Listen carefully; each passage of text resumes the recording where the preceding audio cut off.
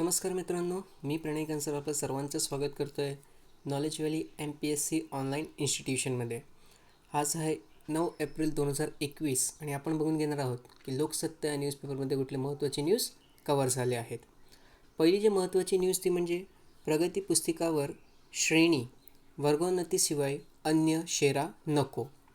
राज्यातील 1ली ते 8वीच्या विद्यार्थ्यांना बालकांचा मोफत व सक्तीच्या शिक्षणाचा हक्क अधिनियम 2009 कलम 16 अन्वये वर्गोन्नती देण्याचा निर्णय शालेय शिक्षण मंत्री वर्षा गायकवाड यांनी नुकताच जाहीर केला होता. आता लक्षात ठेवा, हा कायदा कुठला बरं, तर बालकांचा मोफत व सक्तीच्या शिक्षणाचा हक्क अधिनियम 2009.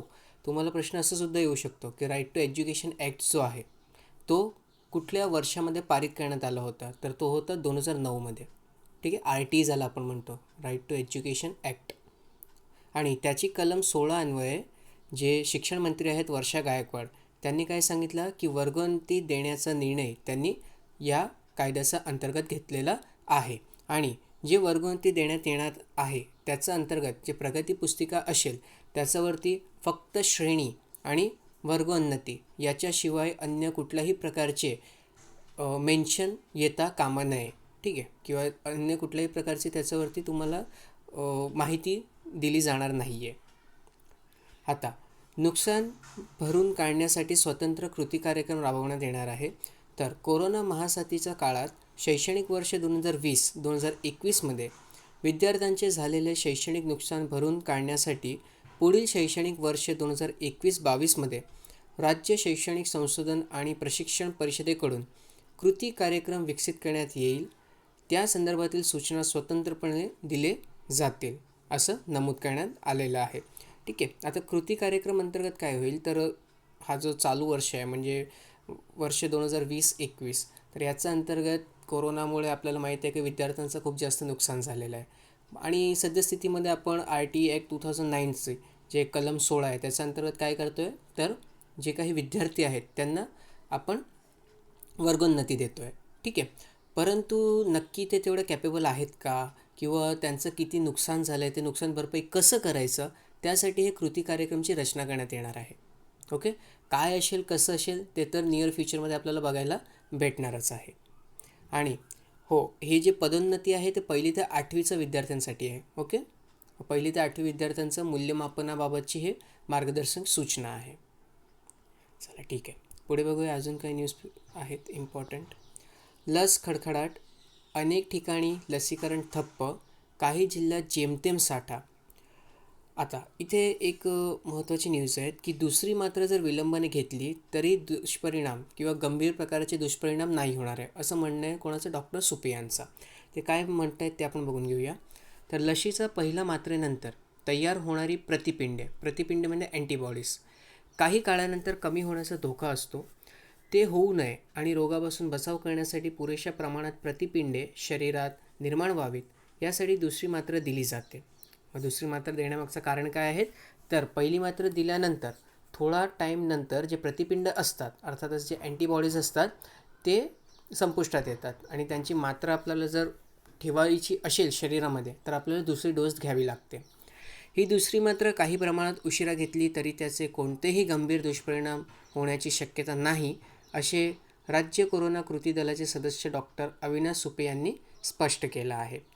ठीक आहे, राज्याला 17 लाख मात्रा देण्याचा केंद्राचा निर्णय आलेला आहे आणि लस पुरवठाबाबत केंद्र हे दुजाभाव करतं असं राजेश टोपे यांचं म्हणणं आहे. राजेश टोपे कोण आहेत, तर ते महाराष्ट्राचे आरोग्यमंत्री आहेत. ठीक आहे, त्यानंतर पुढे 11 ते 14 एप्रिल दरम्यान लस महोत्सव, पंतप्रधान मोदी यांची घोषणा.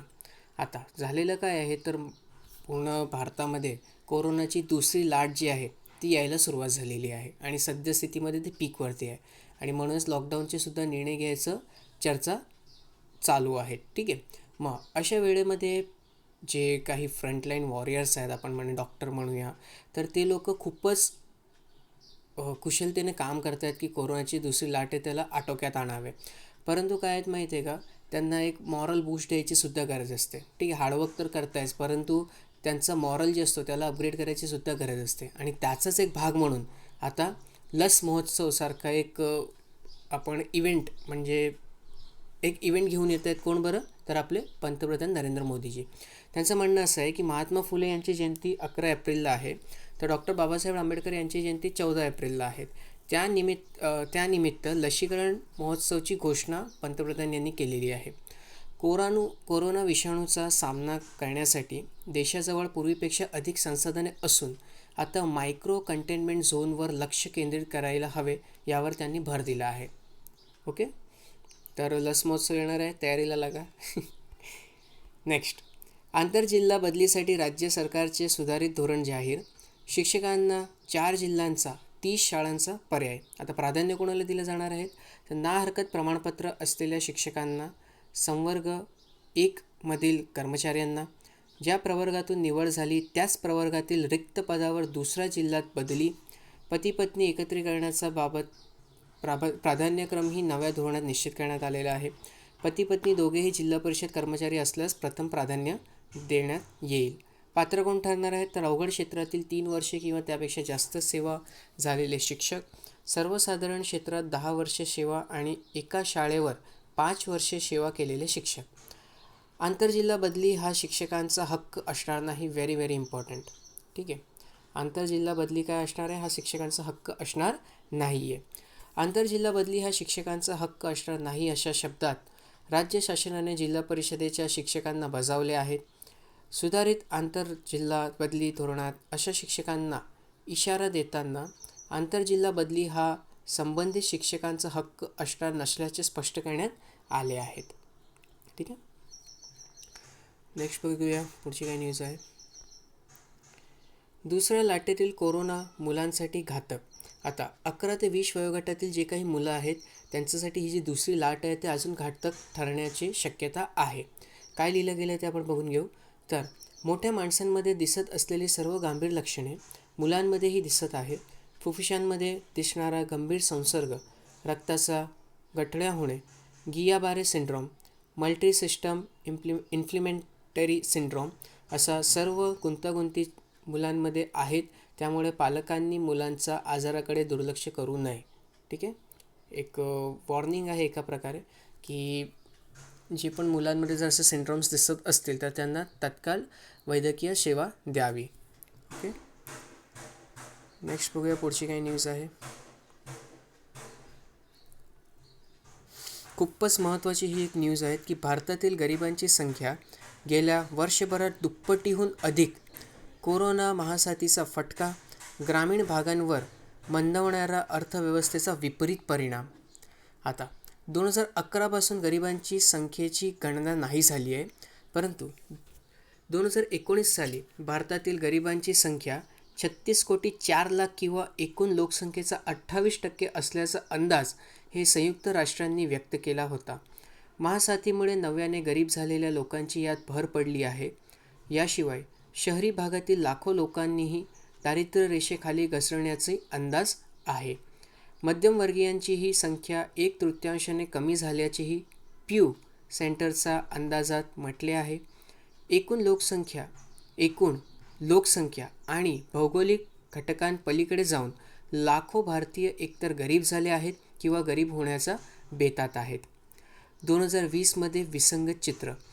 गेल्या काही वर्षात भारत गरिबी निर्मूलनाचा सर्वाधिक दर असलेला देश म्हणून उदयाला आला. 2006 ते 2016 या काळात भारताने 27 कोटी नागरिकांना गरिबीतून बाहेर काढल्याचे ग्लोबल मल्टीडायमेन्शन पॉवर्टी इंडेक्सने 2019 साली नमूद केले. 2020 मध्ये यांच्याशी विसंगत चित्र आहे. हा डेटा खूप जास्त महत्त्वाचा आहे का, की 2006 ते 2016 या काळात भारताने 27 कोटी नागरिकांना गरिबीतून बाहेर काढले आहेत. आणि हे जे डेटा आहे तो कोणी दिला आहे? तर ग्लोबल मल्टीडायमेन्शन पॉवर्टी इंडेक्स याची 2019ची जी रिपोर्ट आली होती त्याच्या अंतर्गत हा डेटा नमूद करण्यात आलेला आहे. भारतातील गरिबांची दररोज $2 किंवा त्याहून कमी उत्पन्न असलेल्या, अर्थातच गरिबीचे डेफिनेशन काय आहे तर लक्षात ठेवा, गरीब म्हणजे ज्यांची दररोजची उत्पन्न हा $2 किंवा त्यापेक्षा कमी आहेत अशा लोकांना आपण भारतामध्ये काय म्हणतो? गरीब म्हणतो. तर भारतातील गरिबांची संख्या कोरोनाशी संबंधित मंदीमुळे केवळ वर्षभरात 6 कोटींवरून 13,04,00,000 म्हणजे दुप्पटीहून अधिक झाली असल्याचा अंदाज प्यू रिसर्च सेंटरने जागतिक बँकेची आकडेवारी वापरून व्यक्त केला आहे. याचा अर्थ 45 वर्षानंतर भारत सामूहिक दारिद्र्याचा देश म्हणवला जाण्याचा परिस्थितीत परत आला आहे. Very very important. ठीक आहे, 45 वर्षानंतर भारत हा सामूहिक दारिद्र्याचा देश म्हणवला जाण्याचा परिस्थितीत परत आला आहे. यामुळे 1970पासून गरिबी निर्मूलनात सुरू असलेली भारताची अखंड प्रगती थांबली आहे. यापूर्वी स्वातंत्र्यानंतरचा पहिला पावशतकाचा काळात भारतातील दारिद्र्यात वाढ नोंदवली गेली होती. 1951 ते 1974 दरम्यान देशातील गरिबांची संख्या एकूण लोकसंख्येच्या 47% 56% वाढली. ठीक आहे, व्हेरी व्हेरी इम्पॉर्टंट डेटा आहेत हे सर्व, की 1951 ते 1974 दरम्यान देशातील गरिबांची संख्या एकूण लोकसंख्येच्या 47% 56% वाढली होती आणि त्यानंतर आपण त्याला कमी करायचा प्रयत्न केला.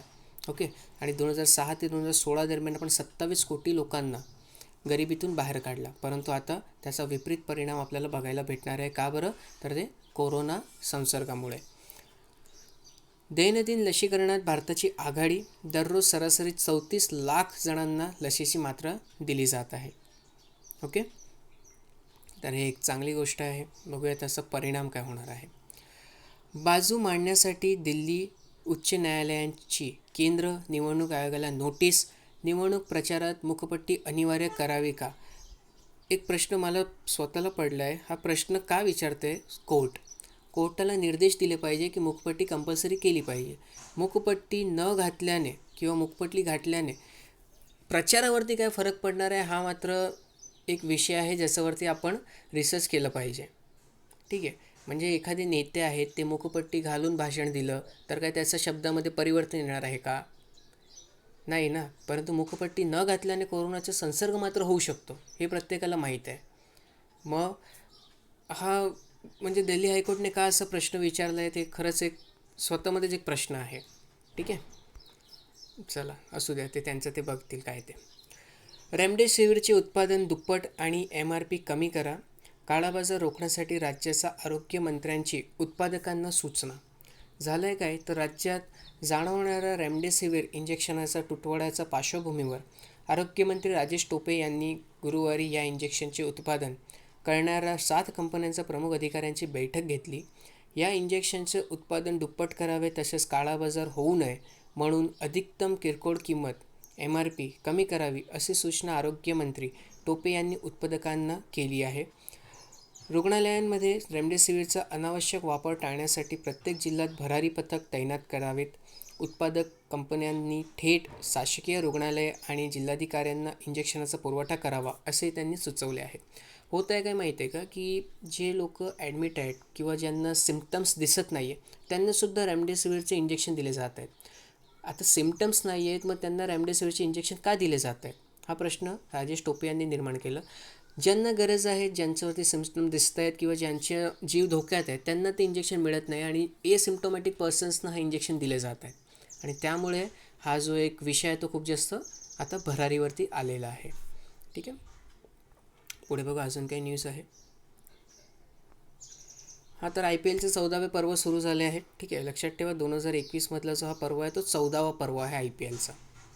ठीक आहे, तर ओके, मग इथे तर एवढीच इम्पॉर्टंट न्यूज होती. तर 9 एप्रिलचा न्यूज डिस्कशनमध्ये आज एवढंच. तुम्हाला कुठल्याही प्रकारचा डाऊट असल्यावरती तुम्ही ते कमेंट सेक्शनमध्ये मेन्शन करू शकतात. पेपरची PDF आमच्या टेलिग्राम चॅनलवरती अवेलेबल होऊन जाईल आणि टेलिग्रामची लिंक जी आहे ते डिस्क्रिप्शन बॉक्समध्ये तुम्हाला भेटून जाईल. तर घरी राहा, सुरक्षित राहा, शिकत राहा. धन्यवाद.